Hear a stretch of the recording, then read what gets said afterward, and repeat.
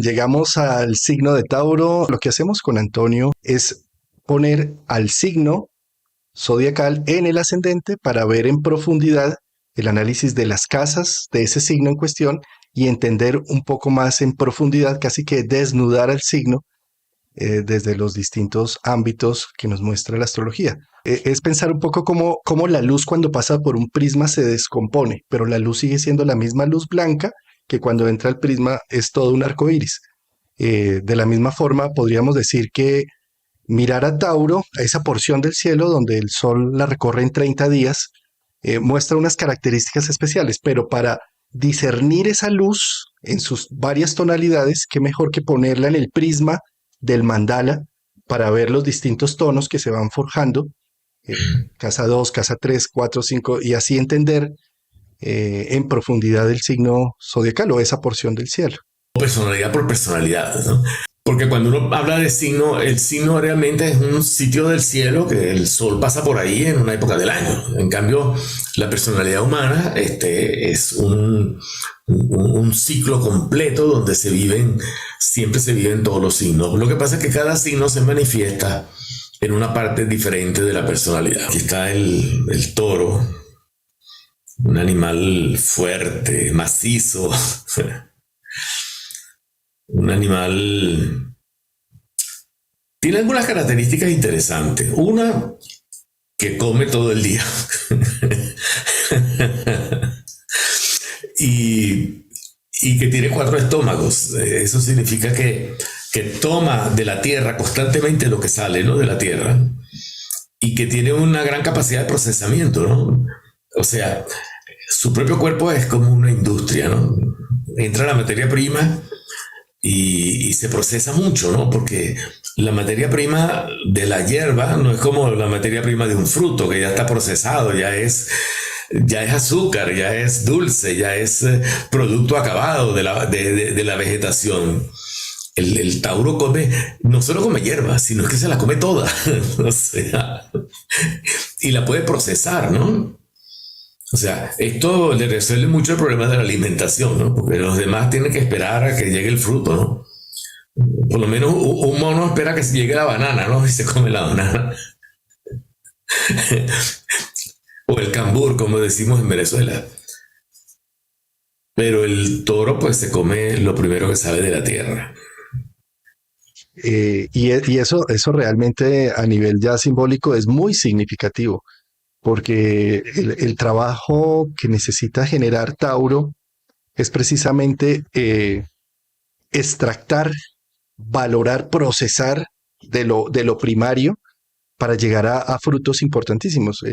Fijémonos cómo el toro fue un animal importantísimo y fue lo que hizo cambiar a los seres humanos de ser nómadas a pasar a ser sedentarios, porque el toro recoge la energía solar que se plasma en la hierba eh, y con ella tiene el triple o el cuádruple de fuerza que un ser humano. Al tener mucha más fuerza que el ser humano, cuando empezó el ser humano a domesticar al toro, pues empezó a generar ganadería, agricultura, asentamientos y empezó a florecer la cultura misma, gracias a que la fuerza del toro permitía arar la tierra o la alimentación con la leche o con la carne también permitía que tuviera más fuente de proteína el ser humano que siendo simple recolector.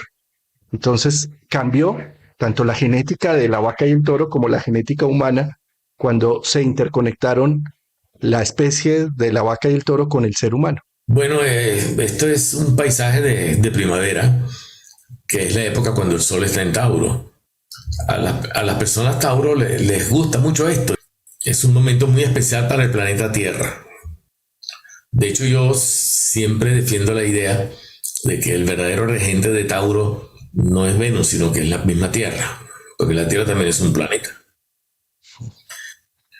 Entonces, así como hay un signo cuyo regente es el Sol, pues, y es Leo, también puede haber un signo cuyo regente sea la Tierra, pues Tauro. Hay una exuberancia de colores, de aromas, de vida, ¿sí? Para los antiguos griegos era el momento donde Perséfone se devolvía del Hades a reencontrarse con su madre.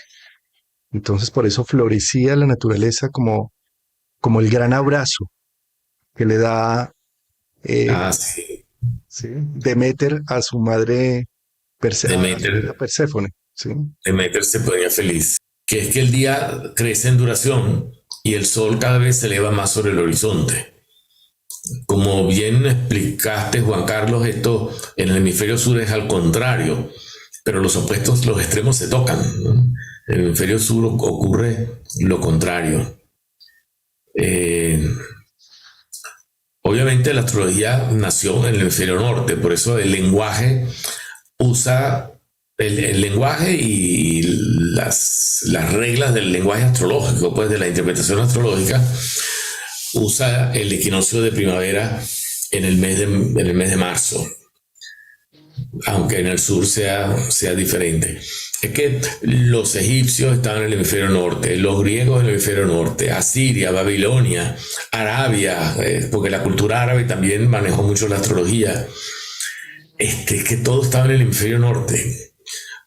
Hasta la astrología china, que no es la misma nuestra, pero también está en el hemisferio norte. Después está la de los mayas, también en el hemisferio norte. Independiente de que acá se haga un análisis desde el hemisferio norte, porque es donde encontramos las escrituras, los antiguos, toda la historia humana al respecto, es un reflejo también de lo que sucede en el hemisferio sur. Fíjate cómo la primavera arranca con el equinoccio de 20 de marzo, y eso es lo que se llama un signo cardinal, pero la primavera se estabiliza en un signo fijo, como es Tauro, y Escorpio en el hemisferio sur. ¿Sí? En esos dos signos es donde la estación se asienta. Dice, aquí llegué y acá produzco, para posteriormente, ya cuando hablemos de Géminis, el signo mutable, que es donde la primavera empieza a mutar hacia el verano. Entonces, este signo de Tauro, fijo y de tierra, lo que nos habla esa porción del cielo es cuáles son los recursos con los que cuento para hacerlos florecer, para hacerlos coloridos, gustosos, aromáticos, placenteros. La Luna y Venus como símbolos planetarios tienen una importante relación con el proceso de crecer. De crecer. La Luna, porque para crecer hay que ser receptivo. Y la Luna es la base de toda recepción, o sea, recibir, ¿no? Aquello de que el Tauro come, ¿no? O sea, recibe de afuera. Y lo otro es Venus, que tiene que ver con la calidad, o sea, recibo lo bueno y recibo con amor. Entonces, entre la capacidad de recibir y la capacidad de amar y evaluar positivamente lo que nos llega con esos dos recursos o con esas dos operaciones, podemos garantizar un buen crecimiento, que es la idea de Tauro. Que si alguno de ustedes tiene la luna en Tauro, posee el don de saber recibir lo bueno, de saber recibir lo bueno y hacer crecer lo bueno. Mientras que los que tienen a Venus en Tauro tienen otro don, que es el don de entender que el amor tiene que ser algo bueno. El amor tiene que ser algo que me haga feliz. Aquí hay personajes de todo tipo que se destacaron en ciencia, en política. Bueno, no, mira que no hay ninguno que se resaltó en política, pero bueno, en ciencia, en religión, en arte, en música, en teatro. Bueno, en política sí, está la reina Isabel, por supuesto, ¿no? También. Sí. Y bueno, en arquitectura, en medicina. Cuando pensamos solamente en Tauro, Tauro, Tauro y más nada, ponemos todas las características en el signo Tauro. Pero realmente la verdad es que todas las cosas que ponemos en Tauro están repartidas a lo largo como de 12 parcelas, en donde la primera denota el yo. Por lo tanto, Cuando ponemos uno en Tauro, decimos yo Tauro, es decir, yo mismo me siento Tauro, yo me identifico con el signo Tauro, por lo tanto, con lo estable, con lo firme, con lo progresista, con la idea de crecer, con la fortaleza, la permanencia. Son características, ¿no? Y ojo, no confunden fijeza con ser una estatua, ¿eh? Fijeza significa que estas características se sostienen y se mantienen. Es decir, si yo soy progresista, soy siempre progresista. Si yo cambio, cambio para progresar. Y no soy estático, es decir, si pensáramos en lo fijo, no progresaríamos nunca, ¿verdad? Progreso significa cambiar, pero en positivo, cambiar en aumentar cualidades que son positivas. Y a eso es lo que se refiere la fijeza de Tauro, estar siempre en continuo progreso, en continuo avance. Y bueno, la casa 1 es el autoconcepto, es la manera de iniciar las cosas, viéndole su parte provechosa, pensando en la cosecha. Entonces podemos decir que el Tauro inicia con una necesidad de procesar y de entender. O sea, Tauro cuando arranca dice, déjame procesar esta información, déjame entenderla, déjame masticarla, pasarla por mis 4 estómagos, pero puede ser que esté diciendo un no de entrada, pero está procesando y es un sí que ya viene, en la medida en que le encuentra el valor. Como se demora tanto en procesarlo, cuando lo procesa lo deja como un anclaje y ya por eso se convierte, por eso tienen los Tauro famas de ser tercos, porque dicen, es que yo a esto lo he pensado tanto y he llegado a unas conclusiones que ya son un anclaje. Y de aquí es que arranco con estos anclajes. La segunda etapa tiene que ver con las propiedades, tiene que ver con el tener, pero de alguna manera ese tener debe estar puesto como en práctica, en uso. O sea, yo puedo tener aquí esto donde yo copio y tomo apuntes y es un cuaderno o una libreta, como dicen aquí en España, de anotación. Esto está aquí al lado mío y yo lo uso todo el tiempo. Esto es tener. Porque cuando el tener es algo que está guardado, lo que tengo en la cuenta de ahorros, unas acciones que compré en la bolsa, unas propiedades, un terreno, cuando el tener no está en la mano, no está en uso, puede que me produzca renta, pero no está en uso. Ese tener no está en la casa 2, está en la casa 4, que es Leo, ¿no? Donde está el número 4 está el signo Leo. Entonces, aquí están las propiedades que se mueven. Y el dinero es la propiedad que más se mueve, ¿no? O sea, con el dinero compramos y vendemos. Es decir, cuando vendemos nos dan dinero y cuando compramos usamos el dinero. Es un bien en constante vaivén, en constante movimiento. El dinero cambia de bolsillo. Por eso que está Géminis ahí.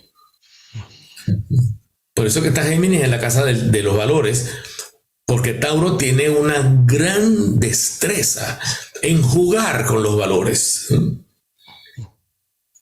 sea, yo puedo, qué sé yo, recoger agua en un río que pasa por África, por el sur de África, donde hay esa selva, y después lo llevo al Sahara y en el Sahara vendo el agua que recogí en el río.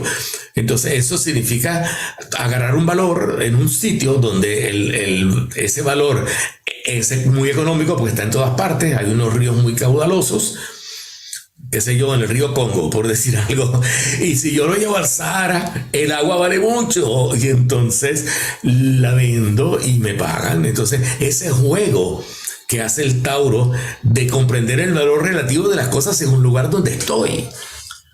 Imagínense lo que vale un trozo de hielo en el Sahara, pero en el Polo Norte no vale nada. Entonces, esa sabiduría de llevar las cosas, moverse, comerciar, eso es típica de Tauro. porque es una operación geminiana, pero ocupa la fase número 2, donde están las propiedades y los valores. Exacto, y también en la fase número 2 es donde están nuestros recursos con los cuales podemos ser prósperos o podemos generar valores. ¿Sí? En el caso de Tauro, al tener en fase 2 a Géminis, pues el recurso está en la negociación, en la comunicación, en el intercambio. Eh, por eso se vuelven muy buenos negociantes, regateando, convenciendo de por qué es importante comprar este bloque de hielo en otra parte. Sí, es decir, Géminis en casa 2, el recurso con el que cuento es el don de la palabra y la comunicación y el intercambio. Y también es donde necesito rumiar, porque también el punto 2 es donde pienso y pienso y pienso, Géminis, en un tema, y lo pienso tanto que se convierte en un anclaje y en un recurso propio. Casa 3 en Cáncer. Fíjense qué interesante. La casa 3 se supone que es la manera como pensamos o hablamos. Y en ese lugar está el signo más receptivo del zodíaco, que es Cáncer, ¿no? Donde regido por la luna, ¿no? Que ya dijimos hace poco que la luna era muy receptiva. Tauro tiene la fórmula de callo y escucho, callo y escucho. Es decir, se entera de lo que pasa a su alrededor, sin hablar mucho, pero siempre con las antenas abiertas. La casa 3 también es el entorno.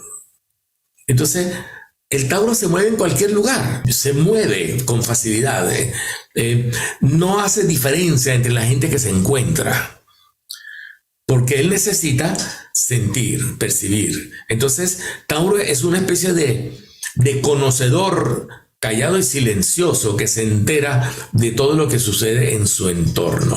Y eso le permite luego jugar con los valores. Por eso tiene esa facilidad de intercambio. Tauro va a estudiar algo, un objeto cualquiera. Yo quiero... Entonces, como está Cáncer ahí, no tengo prejuicios. Es decir, antes de yo ver todo lo que tiene, yo no tengo ningún preconcepto.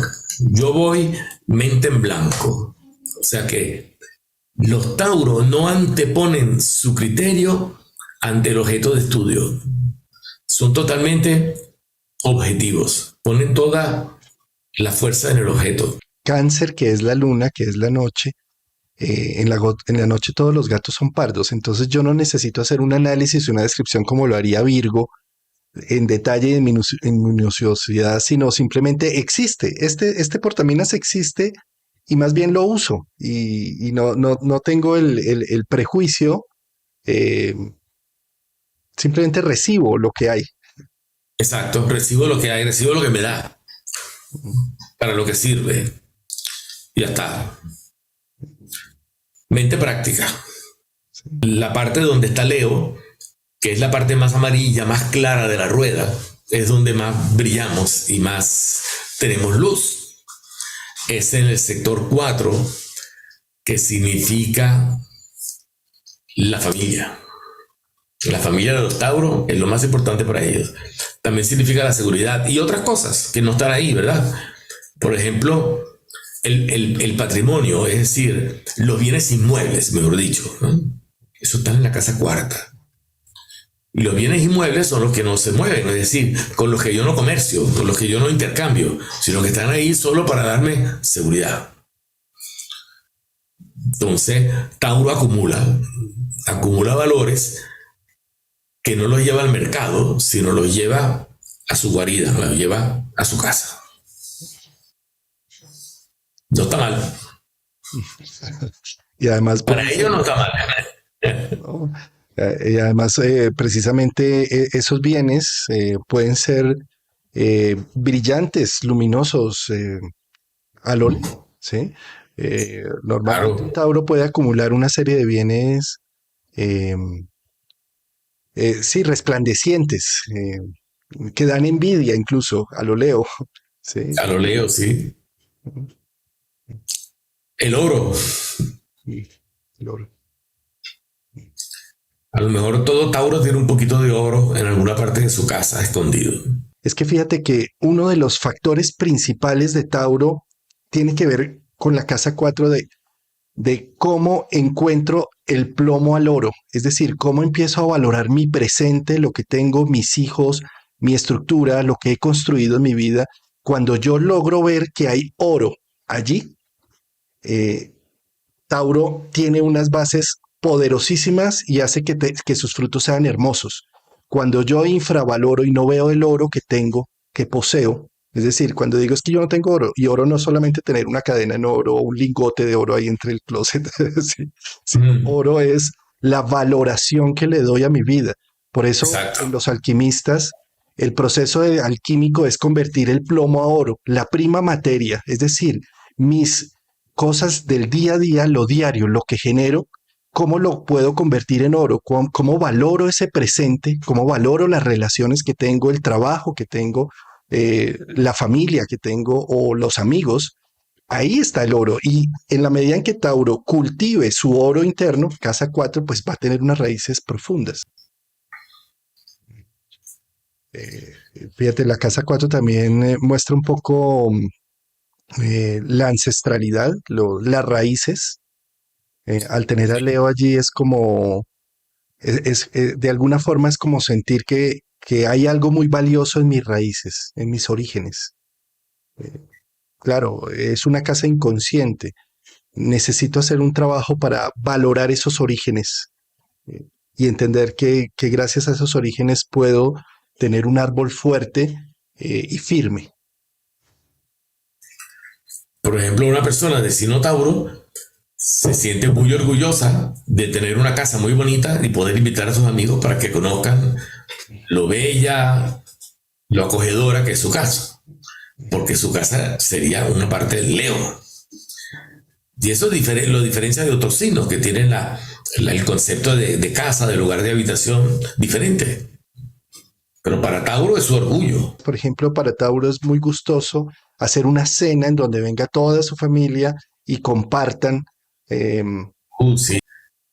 Bueno, la casa 5 son los hijos y también la seducción o inclusive cómo se da amor.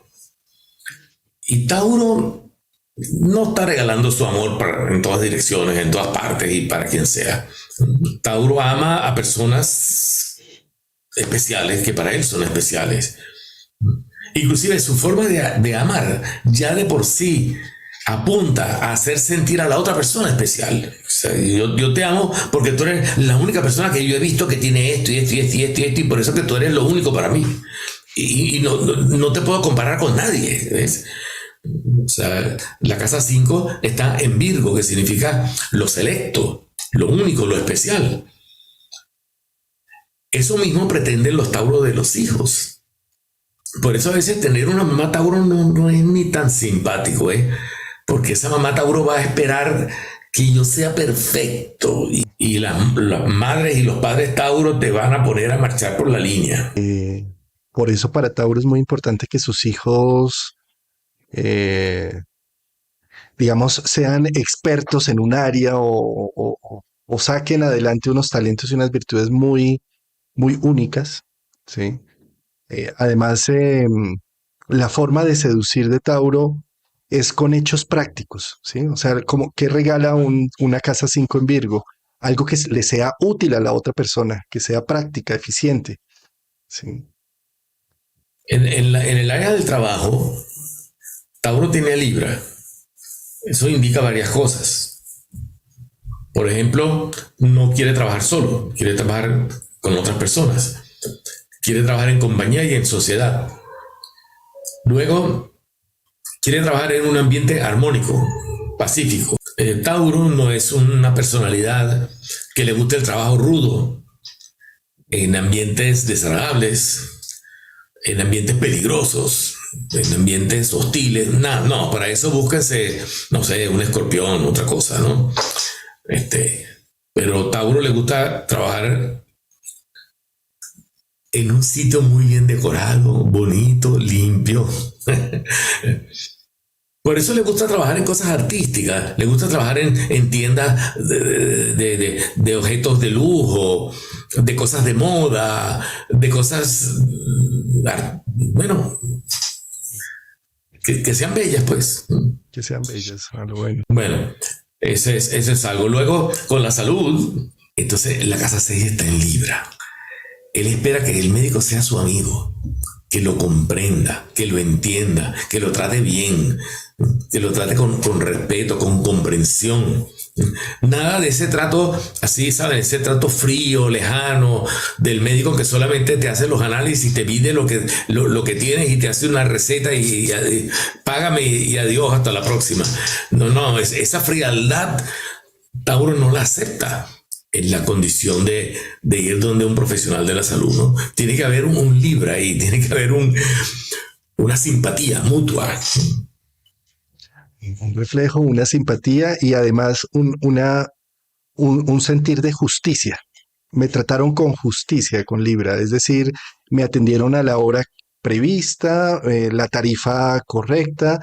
Si todo eso va en orden y se siente justamente tratado, seguramente su proceso con ese terapeuta va a ir muy bien, ¿sí? Por tener Libra en 6. También la casa 6 podemos verla como aquello que nosotros necesitamos cultivar para nuestras rutinas, para darle una buena expresión a lo que somos. Em, la casa 6 también es el día a día, lo cotidiano. Sí, al estar libre allí, para Tauro es muy importante que sus espacios cotidianos sean bonitos, gustosos, ordenados. Si yo soy Tauro y vivo en un completo caos alrededor de mi vida, es porque no tengo activa mi casa 6, que necesita tener las cosas en su puesto justamente y bonitas, agradables. Si trabajo sobre la casa 6, o sea, invirtiendo un poco la astrología psicológica a diferencia de una astrología predictiva, es que la astrología predictiva dice esto es así, punto. La astrología psicológica dice esto lo podrías cultivar, y más como es una casa de tierra. Si tú cultivas que las cosas estén bonitas, ordenadas y adecuadas, vas a fluir mejor tu sustancia interna a nivel de Tauro. Bueno, vamos a la casa 7. Eh, Tauro tiene muy claro que las relaciones, las parejas, el matrimonio cambia, transforma, es decir, produce un reajuste total en todos los asuntos de mi vida. Tauro es uno de los signos que se lo piensa mucho para casarse y lo ve como una manera de revolucionar de alguna forma su vida y se compromete muchísimo. A Tauro no le gusta el divorcio, le gusta hacer un buen matrimonio y que sea duradero. Busca parejas que sean personas dispuestas a entregarse. Generalmente yo he podido observar que ante la idea de casarse, las personas de signo Tauro inmediatamente intentan, con la persona con la cual se van a casar, intentan hacer una especie como de diseño de lo que va a ser su vida cuando estén casados, ¿no? Y cuando estemos casados, ¿qué vamos a hacer? ¿Vamos a tener casa o no la vamos a tener? O si todavía no la tenemos, ¿dentro de cuántos años la vamos a comprar? ¿Tú quieres tener hijos o no quieres tener hijos? ¿Cuántos hijos esperas tener tú? Yo quisiera tener por lo menos 2. Bueno, y así, ¿no? O sea, que hay una cantidad ¿cómo decir? Hay una visión muy completa de lo que va a ser la nueva vida para los Tauros. Y luego que se comprometen, después de que dicen el sí ante el juez o ante el religioso que los case, una vez que digan el sí, pues entonces aquello se tiene que realizar indiscutiblemente, porque donde está Escorpio no hay cambios ni modificaciones, las cosas se tienen que llevar así como dijimos, eso es una promesa. Bueno, y entonces por eso que el matrimonio tiende a ser muy estable en las personas de signo Tauro. Tiende a ser muy estable. Está como muy preparado. Sí, y hay otro tema que yo siempre veo con Escorpio, es que Escorpio es el que nos invita a hacer procesos de metamorfosis y renovación, a que muera algo en mí para que nazca una nueva sustancia. que muera el niño para que nazca el adolescente y así en cada etapa. Entonces, al estar Escorpio en casa 7 es como si con las relaciones Tauro se revoluciona y se reinventa. Es decir, cada vez Sí. que un Tauro se enamora o que enduela, hay un proceso de transformación y metamorfosis absurdo. Es como si fuera uno antes y después de esa relación o de, de las relaciones que va teniendo en el tiempo. Es como si cada relación marcara una pauta de un rito de iniciación, de rehacer la vida, de modificarla. Por lo tanto, para Tauro, digamos que las relaciones presentan cierta paranoia y cierta protección, porque es como ver que acercarme a esa relación se me va a mover el piso, voy a transformarme totalmente. Y Tauro le gustaría más, hay comida y dormida, déjeme quietico, no me mueva de aquí. Entonces llega el amor en formato casa 7 en Escorpio y llega a revolucionar, a hacer como un choque de salirme de unas zonas de confort y de entrar en una nueva etapa en mi vida. Por lo tanto, para Tauro, cada relación es siempre un símbolo de un proceso de transformación enorme.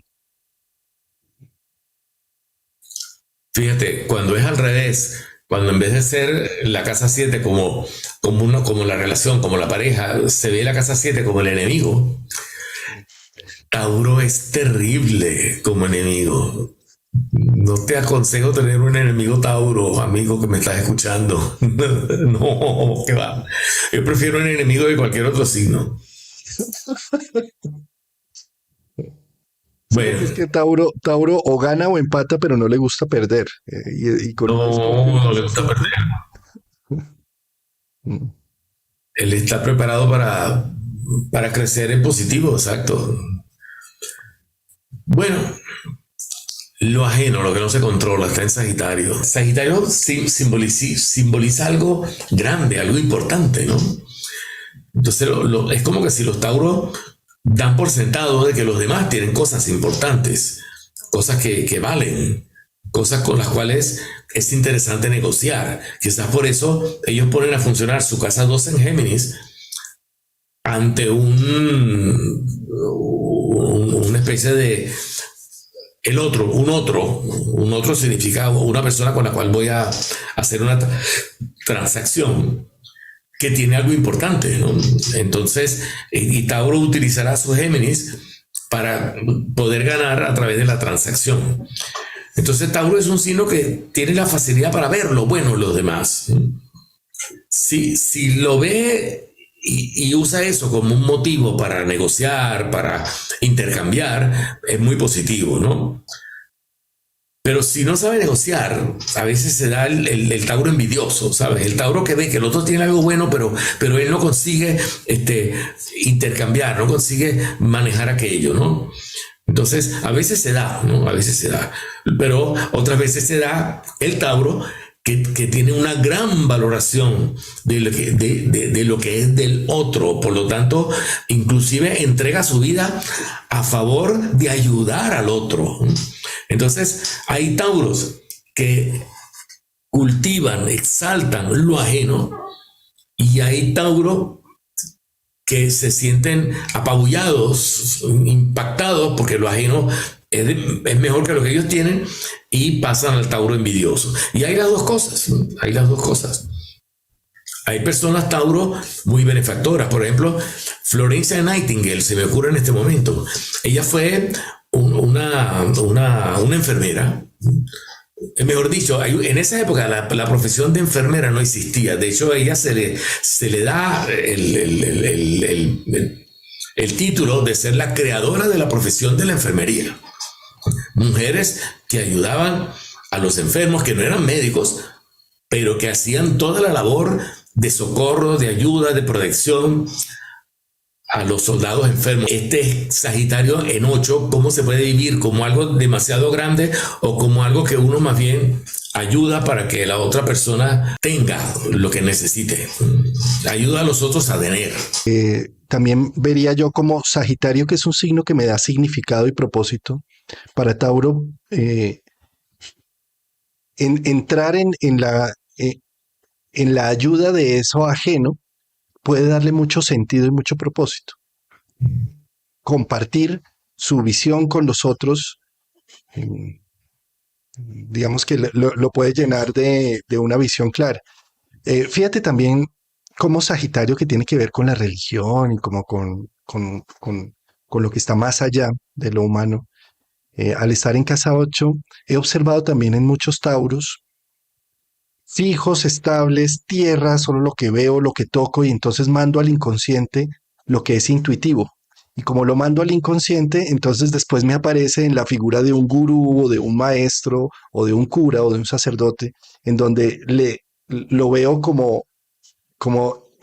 la fuente de la religiosidad. Entonces, eh, después termino compulsivamente, por eso es lo que no se controla, compulsivamente dando el diezmo o entregando toda mi fortuna a esa visión religiosa.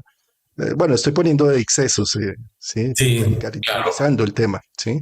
Pero un poco lo que tenemos en casa 8 es importantísimo volverlo consciente, entenderlo, para que no se vuelva compulsivo afuera y proyectado, ¿sí?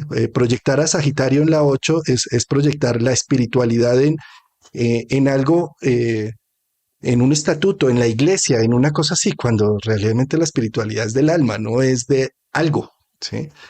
Al estar en casa 8, Sagitario es como si del ego, y después puedo terminar eh, pues perdiendo dinero y de todo porque creía yo en una persona o creía yo en algo que representaba al reino de Dios aquí en la tierra, por decir algo, Sagitario en la 8. Bueno, en la casa 9, que es lo desconocido, está el signo Capricornio, que es un signo cauteloso, es un signo estructurado, programado, lo cual significa que Tauro puede entrar en territorios desconocidos, en territorios, digamos, que están fuera de su conciencia, con cierto grado de precaución, paulatinamente, observando poco a poco. Bien, algunos dicen que, bueno, que Tauro cuando viaja se lee todas las guías turísticas y reserva todas las habitaciones en los hoteles y todo lo tiene todo preparado. Bueno, esa es una forma de decirlo, ¿no? Porque la casa 9 son los viajes que uno hace para conocer otro país, otro lugar. Pero si lo que va a conocer es otra cosa cualquiera, pero que sea desconocida, hasta la misma astrología, si no sabes astrología y empiezas a estudiarla, y la astrología tiene un montón de secretos para ti, y tú eres Tauro, entrarás con ese espíritu cauteloso y programado del Capricornio. Sí, con la metodología, con los cronogramas, Eso. Capricornio, sí, con ver desde, o sea, es como si quisiera lo nuevo, volverlo más real y estructurado para no aventurarme allí a la loca, sino tener una estructuración concreta. O sea, si viajo, necesito saber a qué hotel, cómo conocer antes un poco del tema, preguntarle a algunos amigos si han viajado a esa zona para que me cuenten sus experiencias y así ir acumulando todos esos conceptos.